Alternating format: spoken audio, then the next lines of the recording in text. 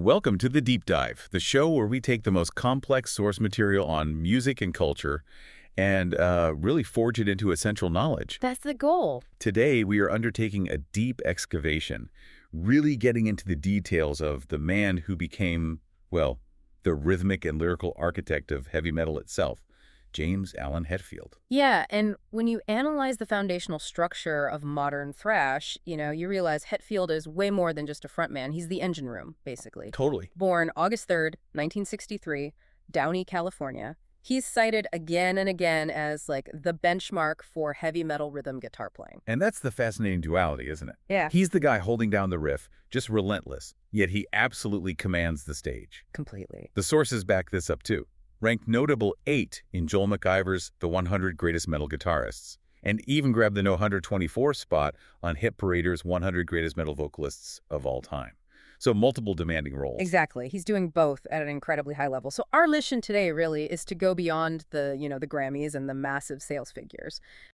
We want to truly understand the choices he made, the technical stuff, the psychological background, the philosophies that constructed this icon. Right. We're looking for those specific nuggets of knowledge, the details that explain why he sounds the way he does, and importantly, who the actual man is behind that aggressive persona. Absolutely. We're planning to cover, well, everything. From the profound and, frankly, tragic impact of his religious upbringing, which is huge, to that pyrotechnic accident that literally left a permanent mark, not just on his skin, but probably on his porch to stagecraft, too. And his gear choices, of course. Definitely. Okay, let's unpack this, starting with the influences, the early life, the friction that really shapes the legend. Yeah, to truly grasp the intensity and maybe the philosophical aggression in those early Metallica lyrics, you absolutely have to start with his childhood. The weight of belief placed upon him was immense. Tell us about the family background. Sure. His mother was Cynthia Bassett, a light opera singer, actually, and his father, Virgil Lee Hetfield, was a truck driver. James himself has this rich European background, English, German, Irish, Scottish descent. But the defining force, you said the weight of belief, the crucible maybe, that generated so much of his future lyrical fire, that was his parents' strict adherence to Christian Science. Exactly. This faith, as the sources detail pretty clearly, meant they categorically disapproved of medicine, doctors, any kind of modern medical treatment. Right. And this wasn't just, an abstract belief system they talked about. It became a defining and ultimately devastating trauma for him. How so? Well, the sources highlight that his parents refused medical intervention even as his mother, Cynthia, was terminally ill with cancer. Wow. She eventually died in February 1980. James was only 16 years old at the time. 16? That's unimaginable. Yeah. And that experience, watching a parent suffer and die because of a religious choice, rejecting help that was available, that's arguably the single most profound element shaping his lyrical output, especially early on. It puts so much into context, doesn't it? That sense of resentment, betrayal maybe, that just runs like an electric current through the early albums. Absolutely. When you listen to Dyer's Eve and Justice for All, or The God That Failed from the Black Album, those aren't just general critiques of religion, are they? Not at all. They feel incredibly specific. Yeah.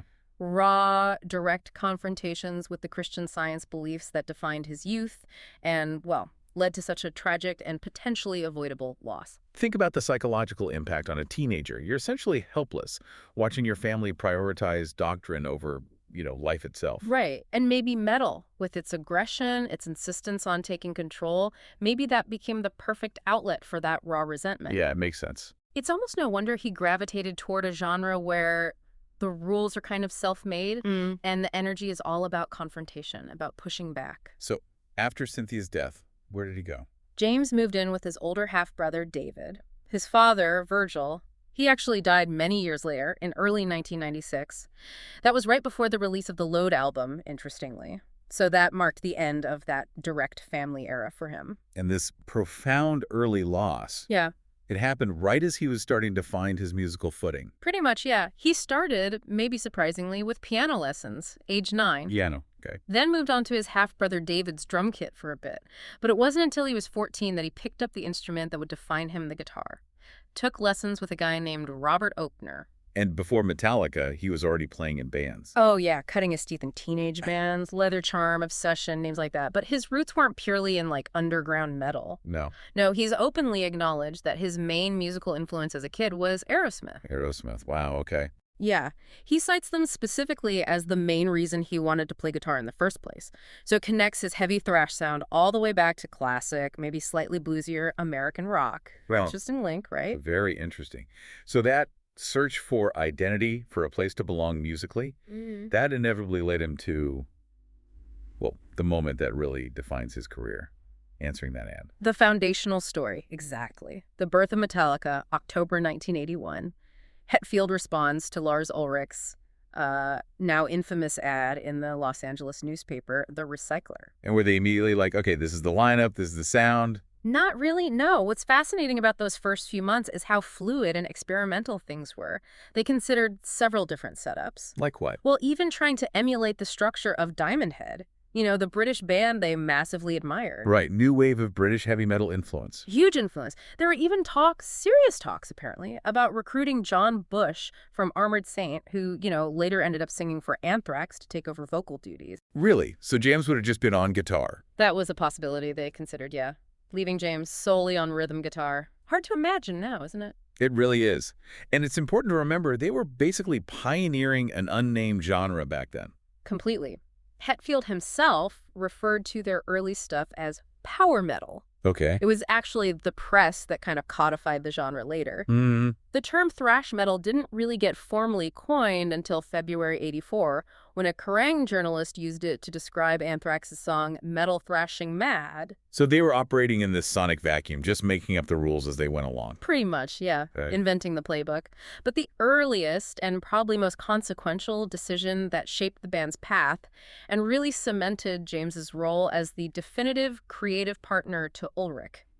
That was the contentious departure of Dave Mustaine. Ah, yes. This is where it gets really interesting, as the source material puts it. Yeah, this is where the band truly became Metallica, you could argue. So this friction, it built up between 82 and 83. It did. Mustaine's behavior, his heavy drinking, it was causing serious issues. There's that specific story about him pouring beer onto the original bassist Ron McGovney's prized bass guitar. Ouch. Yeah. The whole environment was becoming, well, toxic. Hetfield and Ulrich realized they needed more stability if this was going to work. So the change, when it came, was pretty decisive. Swift and honestly brutal. April 1st, 1983, they recruit Kirk Hammett from Exodus. While Mustaine was still technically in the band. Effectively, yes. They signed his replacement. Then, just 10 days later, Hetfield and Ulrich officially fired Mustaine. How did that go down? They put him straight onto a bus. A 4-day Greyhound bus ride from New York back to Los Angeles. 4 days on a bus after getting fired. Yeah. And that solitary journey famously became the genesis for Mustaine's next project, Megadeth, kicking off one of metal's greatest and longest-running rivalries. That moment really solidified the core power structure, didn't it?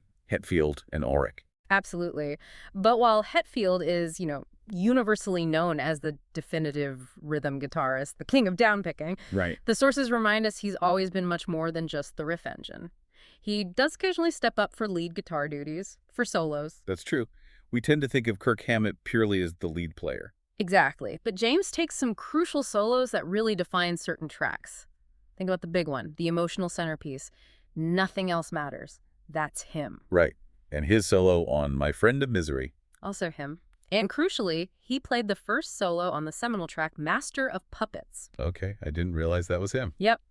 And the harmonized solo on Orion. He also plays the second solo on the epic To Live Is To Die, and the first one on Suicide and Redemption. So he's not just rhythm. Far from it. And beyond just playing, he writes the vast majority of the guitar harmonies, almost all the lyrics, the vocal melodies, and he co-arranges those complex song structures with Ulrich. He's really the complete creative force driving the vision. And his commitment to delivering that vision on stage, it's always been absolute, hasn't it? But that led to a terrifying moment, a near disaster. Oh, yeah.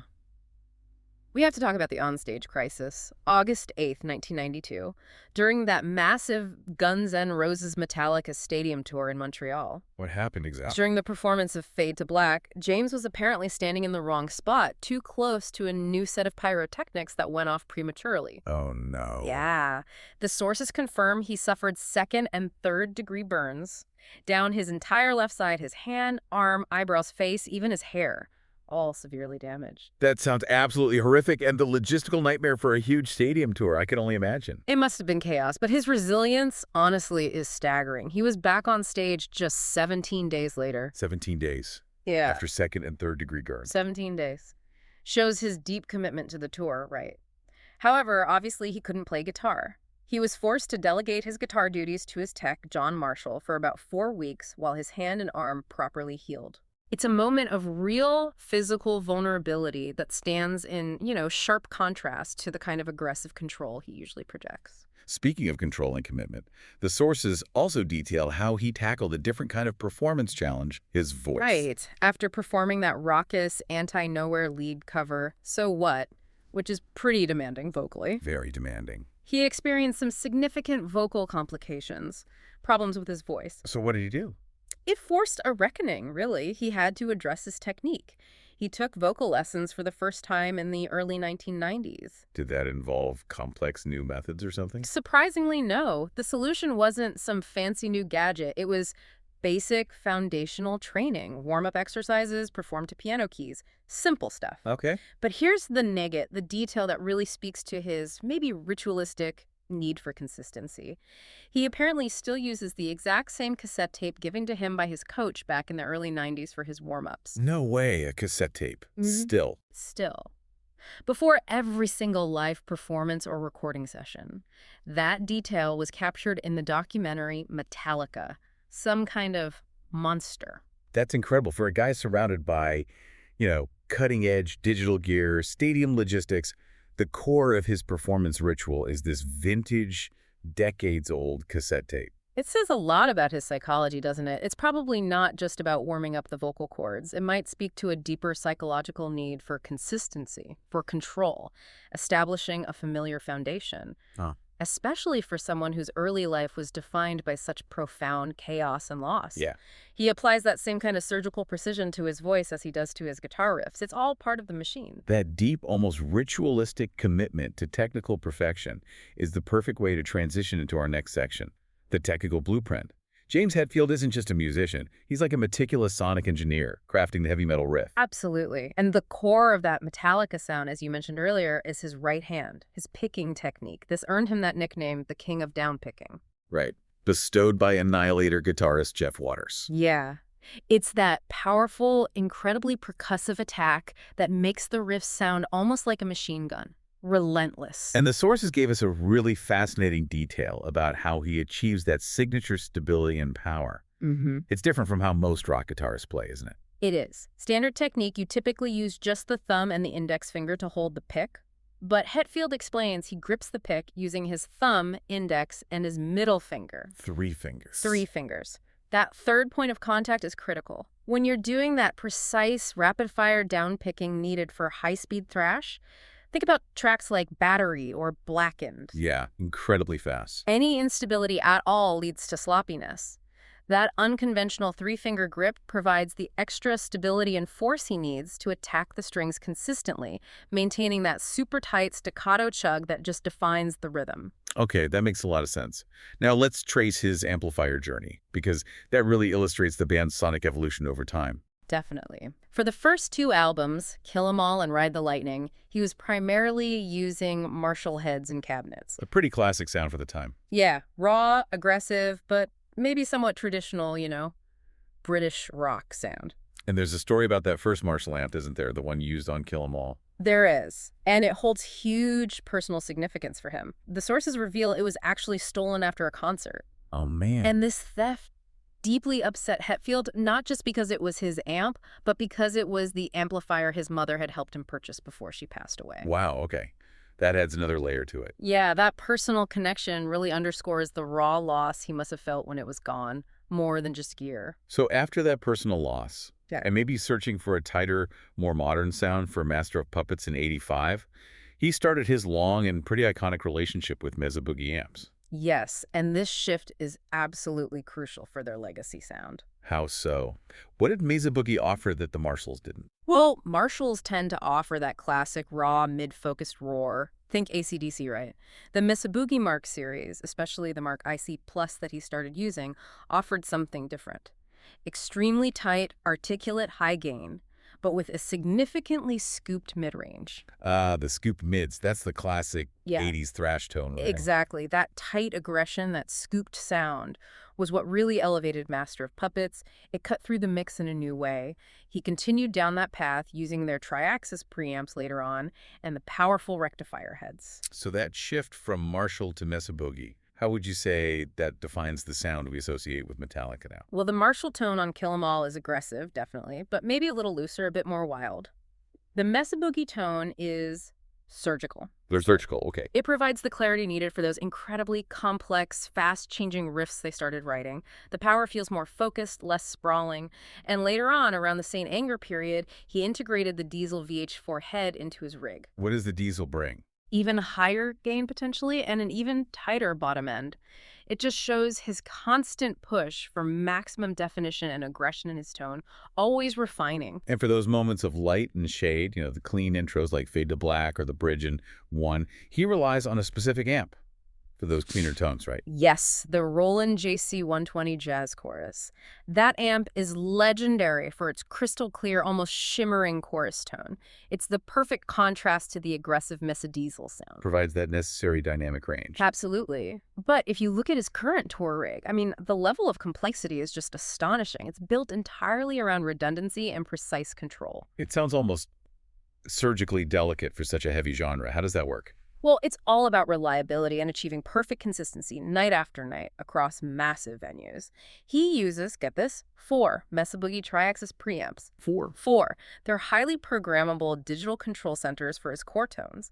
These feed into 2 Mesa Boogie Simulclass 2.90 power amps. So that's the redundancy. Exactly. It's a redundant system. If one preamp or power amp fails mid-show, the whole system doesn't crash. The show goes on without interruption. He combines these with the Mesa triple rectifier heads and those Diesel VH4 heads for tonal flexibility. And critically, the output from this massive setup, it doesn't just go into regular speaker cabinets on stage. Nope. It's funneled into isolation cabinets. Right. Why go to all that trouble? What's the point of an ISO cab? Isolation cabinets are basically soundproof boxes that contain the speakers and microphones. They allow the sound techs to perfectly mic the speakers at an ideal distance and angle without any stage volume bleeding into the mics or interference from drums or other instruments. Okay. The goal is pure sonic perfection for the front-of-house mix, for the audience, and for any recording. Even if the actual stage volume coming from the amps is relatively low, it's all about control. Control again. Okay, now let's talk about the guitars themselves. He's had this long, very fruitful relationship with ESP guitars since the 80s, mostly defined by his Explorer-style custom models. But where did it all start for him guitar-wise? It started very humbly, actually. His first main guitar was a Japanese-made Electra Flying V copy. He bought it for just $200 back in 1980. $200. Yeah. Used it heavily on Kill 'Em All. He played it until the neck broke on stage in 1984, but cool detail, it was lovingly restored back in 2008. That's great. But the functional Explorer shape, that really became his signature look starting around 84. Definitely. He famously nicknamed some of his early Gibsons from that era. One was just labeled So What, and a backup had More Beer written on it. Very Hetfield. Classic. And his guitars, they really tell the story of the band's history. During the Master of Puppets recording, he used a Jackson King V Custom, famously, and rather irreverently nicknamed Kill Bon Jovi. His partnership with ESP Guitars officially began in 1987. That yielded the iconic white ESP MX220 Explorer, the one adorned with the middle finger graphic and the phrase "Eat Fuck." Right, the Eat Fuck guitar. Yeah. Iconic. Represents that raw, kind of uncensored nature of the thrash era. Totally. Then, as the band evolved aesthetically in the mid-90s, so did his guitars. We see the custom 1996 ESP MX250, the one known as Elk Skull. Yeah, with the painting on it. Right, painted by Dino Meridian. That was prominent during the Load album cycle, reflecting maybe a more artistic, less purely aggressive visual style for that period. And eventually, this led to actual signature models with ESP. Exactly. He developed several signature models. There's the ESP Truckster, which looks like a beat-up Les Paul shape, and the very popular ESP Iron Cross, which was inspired by his original 1973 Gibson Les Paul Custom. The black one with the cross. That's the one. And currently, his most prominent instrument is the custom ESP LTD Snakebite model. It's a modified Explorer shape, and it comes loaded with his signature EMG JH headset pickups. Okay, the headset. Were those designed specifically for his sound? Absolutely. They were engineered to capture that perfect, tight, percussive Hetfield chug, the clarity, the attack, everything. And just to complete the picture of his tone, let's quickly touch on the accessories. The actual physics of his attack must demand specific gear, right? Totally. For strings, he uses Ernie Ball Power Slinky, and in a pretty heavy gauge, 0.11 to 0.48. 11 to 48. That's quite heavy for standard tuning, or even E-flat. It is, and that specific string gauge is crucial. When you tune down even just to E-flat, or certainly for the dropped tunings they started using on later albums, you need that tension. To keep things from getting floppy. Exactly. He uses those heavy strings to maintain pitch stability and the required tension for his ferocious down-picking attack. Without them, his technique would literally pull the lighter strings sharp, or they'd just flap around. It wouldn't work. Makes sense. What about picks? His picks are the Dunlop James Hetfield Black Fang, 1.14 millimeter. Again, a thicker, heavy pick for maximum attack and control. Doesn't bend easily. Right. And finally, for his vocal delivery on stage. He relies on the classic kind of vintage aesthetic of the Shure Super 55 microphones, you know, the Elvis mic. Yeah, iconic look. So every single choice, from how he holds the pick to the heavy strings, the amps, the ISO cabs, it's all deliberate. Every piece contributes to that distinct, engineered, unmistakable Hetfield tone. It's a system, a very controlled system. Okay, we've delved deep into the controlled machine of the musician. Now, let's look at section 4. The complex man behind the music, his philosophy, and the resilience he's demonstrated in his personal life. Right, because it's a struggle with addiction. That's been a very public component of his story, hasn't it? Very public. His initial sobriety journey really began or became public when he entered rehab during the recording of the Saint Anger album back in 2001. Yeah, that was 7 months in rehab, followed by another 4 months of recovery with his family. That's a massive commitment, a huge chunk of time. Absolutely. And the resulting documentary, Metallica, some kind of monster. I mean, it provided an almost uncomfortable level of transparency sometimes. It really did. It detailed his health problems, the intense internal band conflicts, the whole fallout from Jason Newsted's departure. It allowed the audience to see the man in crisis, not just the rock star myth. And his journey to sobriety, as we know, hasn't exactly been a straight line. No. In a 2010 interview, he spoke about being a reborn straight edge, which reflected a period of really intense abstinence for him. However, the pressures of touring, the lifestyle, it eventually led to a relapse. Which is the reality of addiction for many people. It is. He returned to rehab in 2019, which sadly forced the band to cancel the planned Australia and New Zealand leg of their worldwide tour. Just demonstrates the constant pressure he must operate under, and maybe the vulnerability beneath that tough stage persona. Turning to his personal life, he was married to Francesca Tomasi back in 1997.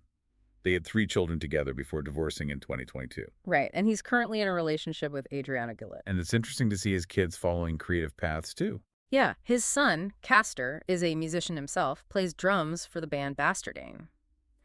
The sources also point to a deeper introspection in Hetfield, noting he was featured in a documentary called Absent. What was that about?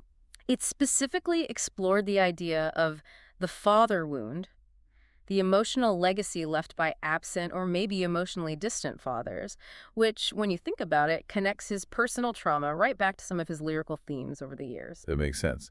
And his choice of where he lives now also seems reflective of a desire for a different kind of life. Seems that way. He currently lives in Vail, Colorado. He cited the beautiful natural environment, the quiet community as big draws, but he also specifically mentioned wanting to escape what he characterized as the elitist attitudes of the Bay Area, where Metallica was based for decades. Interesting. A conscious move away. Yeah, it feels like a move seeking balance, maybe more stable environment away from the whole celebrity bubble that might have, exacerbated some of his personal struggles. An intentional choice, maybe prioritizing peace over status. And just like his early life experiences shaped his lyrics, his body art seems to act as a kind of physical map of his history and philosophy. Let's talk about those Oh, tattoos. yeah, they're significant. The most famous design is probably the flames encasing his birth year, 1963, often seen with the words Carpe Diem, seize the day. And the flames themselves have a specific meaning. They do. Crucially, those flames are a direct, permanent reference to the 1992 pyrotechnic accident in Montreal. It's like marking that trauma, but transforming it into a piece of his identity, owning it. He wears his history, and he carries his career and personal commitments literally on his hands, too, right? Yep. He has the M for Metallica and 81 for the year they formed tattooed on his right hand. On his left hand, he had an F for his ex-wife Francesca, which, after their separation, he later had transformed into the word forgiven. Wow, forgiven. That's quite a statement. It is. And reflecting his complex relationship with belief and recovery, he also has Christian symbols crosses, Jesus combined with the straight edge X symbol tattooed on his left wrist. So a literal juxtaposition of his upbringing and his journey through sobriety right there on his skin. Exactly. It's all laid out. Now, away from the whole metal landscape, Hetfield seems surprisingly grounded, almost diverse in his pursuits. He really does. The sources list hobbies that include hunting, farming, even beekeeping. Beekeeping. Yeah. And he's also deeply passionate about customizing cars and motorcycles. A real gearhead. And this passion for cars, it isn't just a rich guy's hobby, is it? There's more to it. Right. It seems connected to giving back, too. He sold his 1968 Chevrolet Camaro, the actual car featured in the I Disappear music video, and donated the entire proceeds to a Music for Schools program. That's fantastic. And he's a serious collector and designer. His 1936 Auburn Boattail Speedster, which he nicknamed Slow Burn, actually won the prestigious 2010 Good Guys West Coast Custom of the Year award. So it's a serious craft for him. Very cool. He's also, maybe predictably, a massive sports fan. Oh, yeah. Follows the Las Vegas Raiders, the San Francisco Giants, and the San Jose Sharks. Stays connected to his roots there, somewhat. Okay, now let's turn to his philosophical outlook, which, as the sources note, has sometimes led to a bit of friction or controversy. Yeah. The sources consistently report his, let's say, disdain for politics generally, and especially for celebrities who soapbox their opinions, as he puts it. It reinforces that foundational Metallica ethos. Think for yourself. And this position was pretty evident during the Live Earth concert back in 2007. It was. When he was asked about climate change and political involvement, he stated, and this is a direct quote, "Politics drive me crazy, and I don't like talking politics. Politics get in the way of getting things done." So focus on action over talk. Seems to be. He expressed a strong, almost rugged, individualist kind of faith in human resilience, adding, "I really believe that humans will survive. I have a lot of faith in mankind that we will overcome and adapt." Okay. However, that desire to remain apolitical, it seems to have crashed headlong into real-world political controversy at times. It has. And we need to impartially report the specifics here, particularly regarding the situation in 2008 when it came out that Metallica's music was being used by the U.S. military in Iraq, apparently to torture prisoners during interrogations. Right. That was a huge story. And his response at the time was, well, it was highly controversial. It was. He appeared somewhat unoffended by it, stating, "If the Iraqis aren't used to freedom, then I'm glad to be part of their exposure." That quote caused a lot of backlash. Yeah, I remember that. He then sort of reaffirmed this perspective in 2017. He argued that while he loses control over the music once it's out there, he was, quote, "honored my country is using something to help us stay safe, if they are." So it highlights a real tension, doesn't it? His emphasis on personal freedom and control seems to clash dramatically with the actual political applications of his art in that instance. Exactly. And that controversy was significant enough that the British band Chumbawamba actually released a protest song specifically targeting him called Torturing James Hetfield. Wow. Okay, so a complex figure navigating some very complex issues there. Definitely. All right, finally, let's wrap things up by documenting the extended discography and the surprising breadth of his media presence, which really stretches far beyond the typical heavy metal scope. Yeah, the core legacy, obviously, is the Metallica discography. 11 studio albums, starting with the raw power of Kill 'Em All in 1983, all the way up to 72 seasons in 2023. And that output has earned the band 10 Grammy Awards over 4 decades. An incredible run. Phenomenal consistency. But his non-Metallica work, that's where we find some really surprising connections and maybe see a different side of him. He's appeared on stage with heroes and peers demonstrating his musical range. Like what kind of performances? Well, think about the sheer breadth of it. He sang Baby Hold On at the Eddie Money tribute concert in 2020. Kind of unexpected. Yeah. He sang Queen's Stone Cold Crazy at the Freddie Mercury tribute concert back in '92. He shared the stage there with the remaining members of Queen and Tony Iommi of Black Sabbath. Wow, that's heavy metal aristocracy right there, recognizing him as one of their own. Absolutely, and tapping into those Southern rock and outlaw country influences we talked about earlier. Right, the Aerosmith connection, the Sky Nerd single. He performed Waylon Jennings' song, Don't You Think This Outlaw Bit's Done Got Out of Hand? Live at an Outlaws concert in 2004. He'd previously recorded it for a tribute album, too. Cool, showing his roots. Yeah. He also stepped in twice, actually, in 2006 to sing the parts of the late Lane Staley for Alice in Chains on their song Wood, showing respect for his grunge peers. That's a nice tribute. And even earlier, in a more punk rock moment, he jumped on stage with the Misfits back in 2000 and sang classics like Last Caress and Die, Die My Darling. So, quite diverse live appearances. What about studio work outside Metallica? Also some unexpected collaborations there. He provided backing vocals for Corrosion of Conformity on their track Man or Ash, and he contributed way back on Danzig's debut album, on tracks like Twist of Cain and Possession. Okay, Danzig makes sense. Yeah, that fits.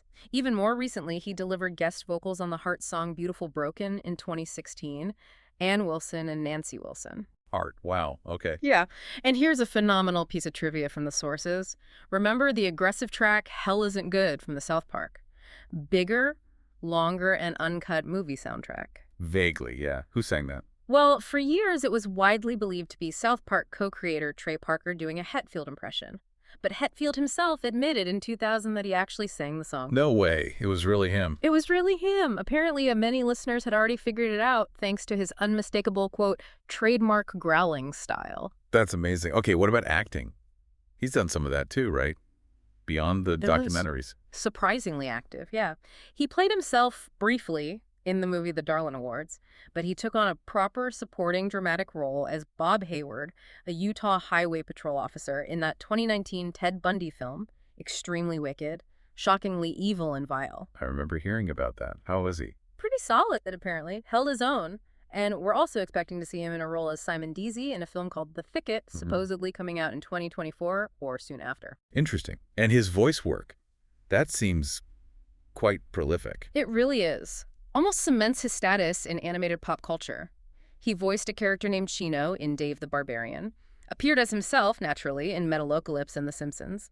He voiced the character Wolfgang in the Skylanders Academy series. Skylanders, okay. And he even played a water polo coach in an episode of American Dad. Haha, amazing range. He's also narrated documentaries on subjects ranging from hunting a show called The Hunt to more serious social issues like the documentary Addicted to Porn. Okay, and finally, his inclusion in video games just confirms his cultural ubiquity. Totally. Appeared as a playable character in Tony Hawk's Pro Skater HD, and most recently, and maybe reaching a whole new generation, as cosmetic outfit, a skin in the massive game Fortnite. Fortnite, wow. He really spans the entirety of modern media then, pretty much inescapable. Seems like it. So what does this extensive deep dive really reveal about James Hetfield, taking it all in? We see this profound duality, don't we? I think so. The massive, aggressive, often intimidating stage presence. It seems powered by this introspective, deeply controlled man underneath. His identity was clearly forged in that early tragedy, the Christian Science upbringing, and channeled directly into a relentless pursuit of technical perfection. He took that trauma and turned it into the tight, uncompromising, questioning lyrics and riffs of thrash metal. And if we connect this to the bigger picture, maybe that relentless pursuit of self-improvement, of technical mastery, you know, the ritualistic vocal lessons with the cassette tape, the unconventional down-picking grip, the heavy strings, that incredibly complex, redundant gear rig, maybe that's just as fundamental to his legacy as any specific song he wrote. Right, it's the how as much as the what. Exactly. He took a life that started with, well, significant chaos and loss, and he turned it into this surgically precise, incredibly controlled art form. So for you, the listener, maybe this shows that true understanding of an artist often comes not just from admiring the finished product, the albums, the shows, but from recognizing the constraints they operated under, the personal challenges they faced, and the specific tools, physical and mental, they utilized to overcome those things and achieve their unique vision. Yeah, well said. And we noted earlier that James Hetfield's famous first single purchase was Lynyrd Skynyrd's Sweet Home Alabama. Right, the Southern rock connection. Think about that for just a second. Southern rock, often characterized by its sprawling feel, sometimes rebellious, maybe outlaw roots, standing in such stark contrast to the super tight, aggressive, highly structured thrash sound he would go on to pioneer. Yeah, it's almost opposite in feel. It raises a provocative final thought for you to mull over. Yeah. How much did that initial appreciation for the outlaw mentality, that rebellious spirit he found in Skynyrd, which he even paid direct tribute to later in his career, remember the Waylon Jennings cover? How much did that fuel his decision to so decisively reject his conservative, religious, rule-bound upbringing, and instead forge an entirely new path defined by personal freedom, control, and that explosive, aggressive energy? That journey from the trauma of his youth to becoming the undisputed king of the riff. It really is an epic story. It truly is. Thank you for joining us for this deep dive. We will see you next time.